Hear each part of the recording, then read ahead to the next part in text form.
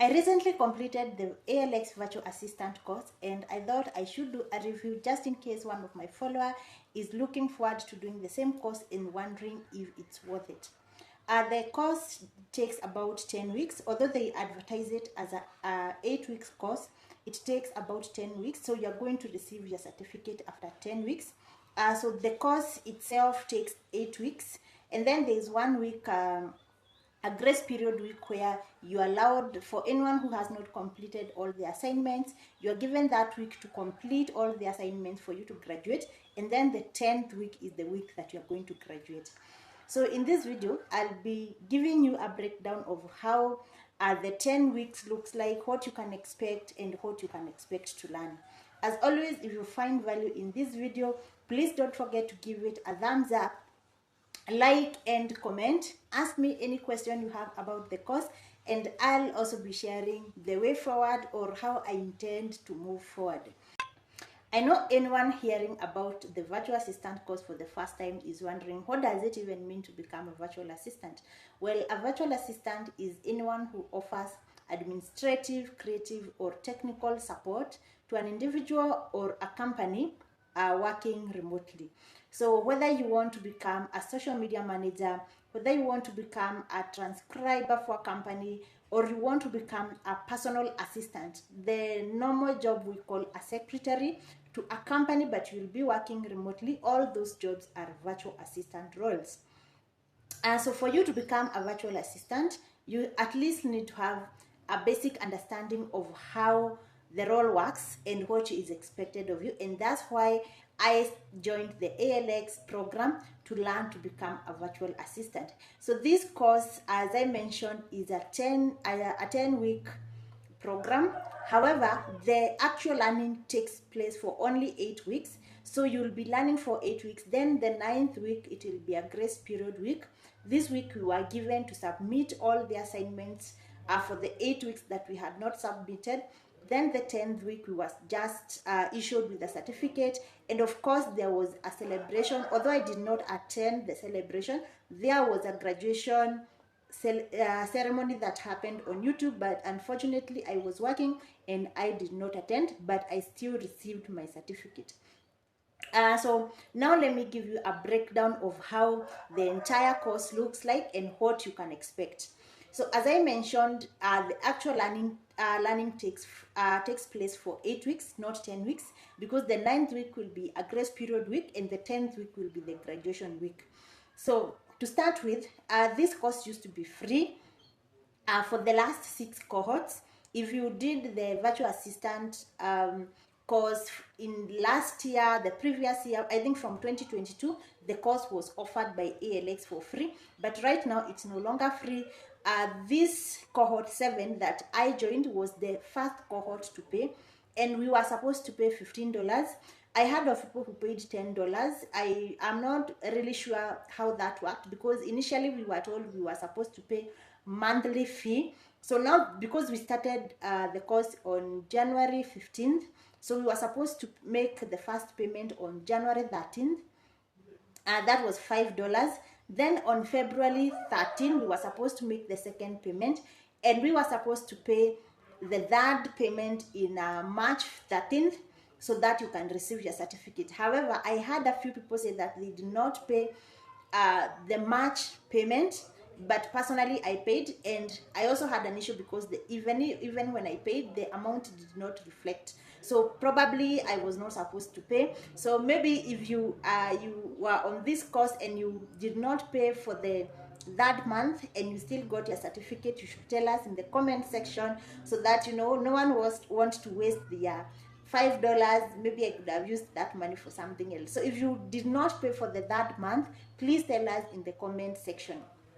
So generally, the course, the first week of the course was easy. There was no much assignment. It was just a general introduction of the course. We learned, or we were told what to expect, how we were supposed to navigate the Savannah, the eHub, how we are supposed to submit the milestones and everything. So week 1 was generally learning what you're going to expect in the course. Then we had week 2. So as I have mentioned, that at the end of every week there was a milestone that you are supposed to do, and an assignment that you're supposed to complete, and you're supposed to complete these assignments by the end of every week, every Monday at 12 midnight GMT, I think so. You're supposed to complete this assignment. However, if you did not complete the assignment, during week 9, we were given a grace period of 1 week where we are supposed to complete all the assignments that we had not completed for you to graduate. The pass mark for the milestone was 70%. 70%, yes, there were questions. There were always 10 questions. So you're supposed to get at least 7, that is around 70% for you to go to the next module. And there was also an assignment that you're supposed to submit, and all that tallied, you're supposed to get, the end score should be 90%. So if you got below 90%, you would not graduate. So personally, I got, I think, 98 point something percent, because during either week 2, there was I did not complete all the questions, so I got a pass mark of 70. But I got, it's possible to get 100%. In fact, it is very easy, because like the questions are question, what do you call them? This is a question where you are given answers, the 4 answers, so you just have to make a choice. So it's not hard, but it is good to read and understand what the entire course is all about, because at the end of the day, that's why you joined the course to learn. So during week 2, we learned about what is all about being a virtual assistant.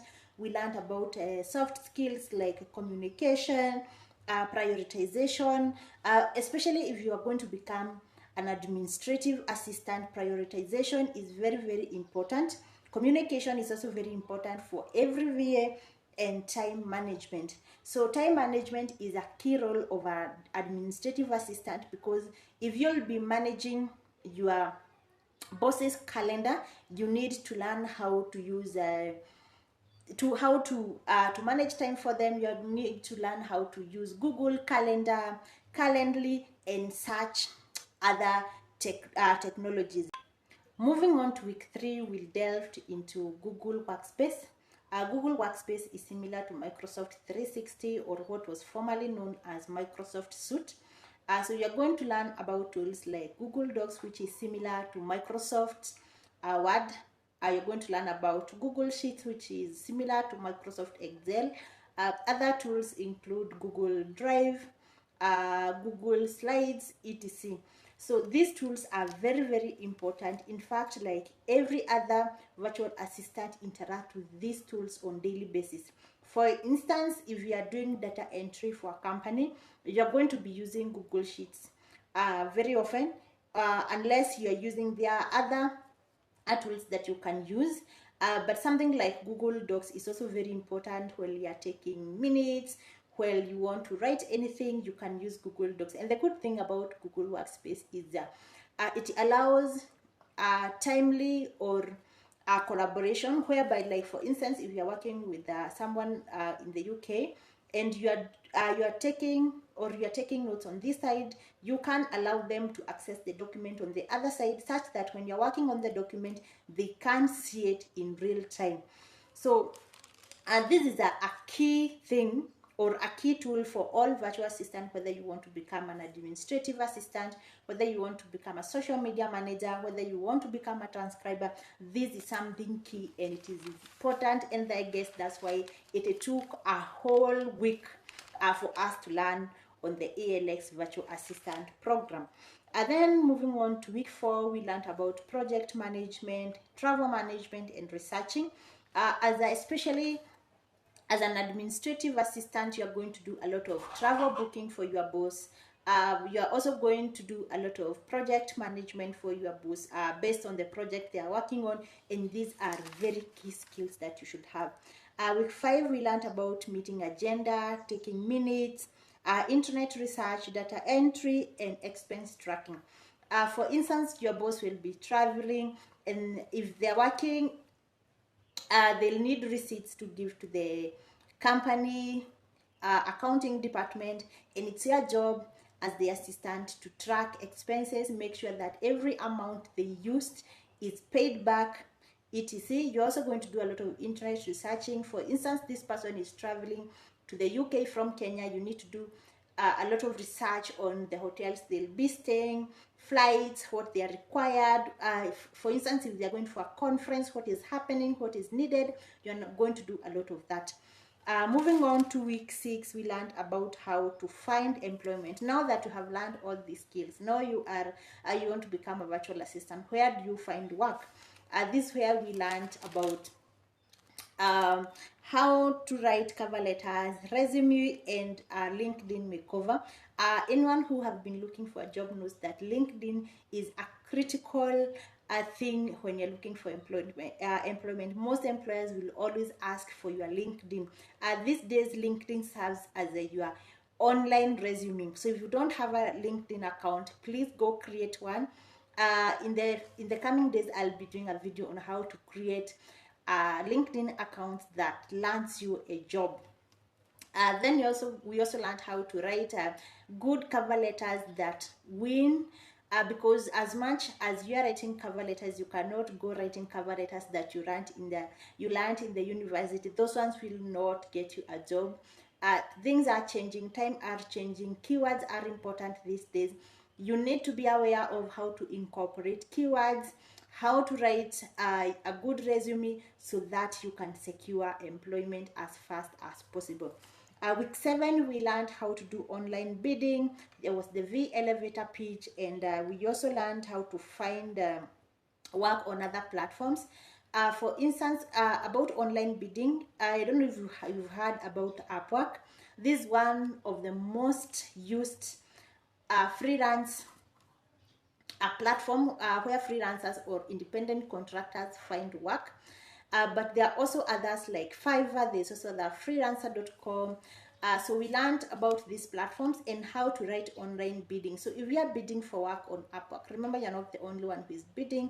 Upwork is a worldwide a site where employers from all over the world post for jobs, and job seekers from all over the world come looking for work. So for you to be able to succeed in this platform and find work, you need to know how to write winning bids, and we learned about that. And in the coming weeks, I'll be doing several videos on how to write winning online bids on Upwork.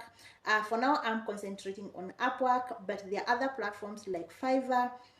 There's also elite.com and so many others. Then we went to week 8, where we learned about niching down.